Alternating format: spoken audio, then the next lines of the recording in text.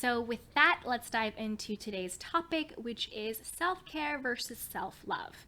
What is it and how are they different and what are they? So for me, I define self-love as the compassionate relationship that you have with yourself.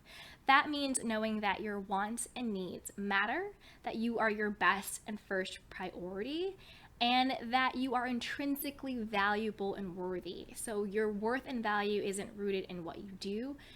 That means you don't have to do anything, you don't have to perform, you don't have to provide, you don't have to produce, you don't have to be doing anything in order to be valuable and worthy. You are valuable and worthy just because you are. So you are enough as is. You don't have to fix, you don't have to perfect, you don't have to give, do, or provide or perform. So self-love is really having that loving, accepting, and compassionate relationship to yourself. I think of it as just being your own best friend, showing yourself love, acceptance, and compassion and grace that we show to people that we love in our lives, but giving that back to ourselves. Versus self-care, which is the actual tools and practices and belief systems and habits that we use to implement our feeling of self-love into our actual lives. So that might look like this: saying no when you don't want to do something simply because you don't want to do it without guilt. So you don't have to explain yourself, you don't have to apologize for yourself. You can say no just because you want to say no and have that be enough without feeling guilty, without feeling bad, without giving yourself a guilt trip or feeling like you're letting anybody down, because you're not. Showing up for yourself doesn't mean that you're letting other people down. But remember that when we talk about self-love and self-care, we don't mean, the negative connotation of like being selfish or egotistical or self-centered. It's none of that stuff. It's not putting yourself first at the detriment of others. That's not what we're talking about. We're talking about honoring the unique and precious space that you take up in this world, and knowing that you are your first and best priority, and also knowing that your needs and wants matters, not to the detriment of other people's needs and wants, but that yours matter as well, and they're equally important. So we're not talking about hurting other people because you want to, or putting yourself in front of other people because you want to. That's not what we're talking about. We're talking about just honoring your own unique space that you take up, honoring your wants and needs, being your own best friend, and making yourself your first and best priority in healthy ways.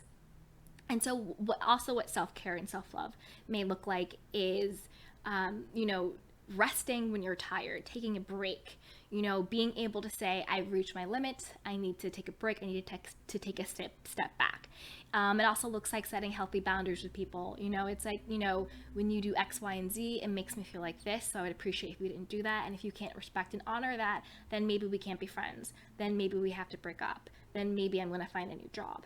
So it's being able to, in a healthy way, set boundaries and standards with yourself and with others in all aspects of your life, whether it's your romantic relationships, your friendships, your family members, or at work. And again, the most important relationship, the one that you have with yourself.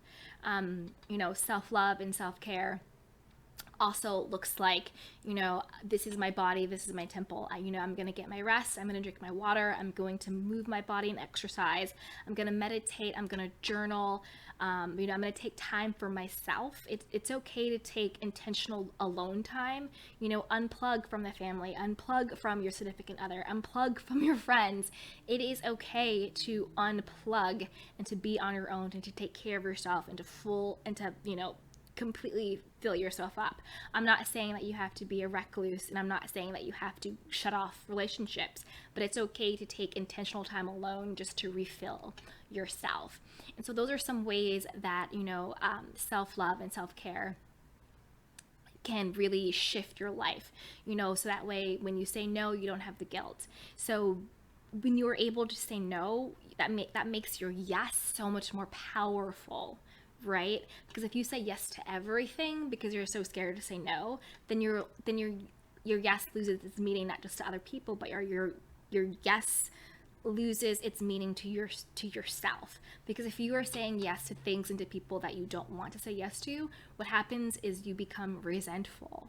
You will start to resent that person for asking you to do all these things that you really don't want to do, stretching you too far or not thinking about your wants and needs.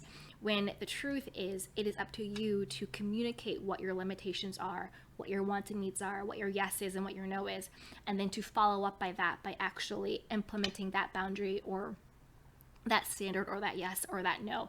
Because you can say yes or no to someone, but it's up to you to follow through with that.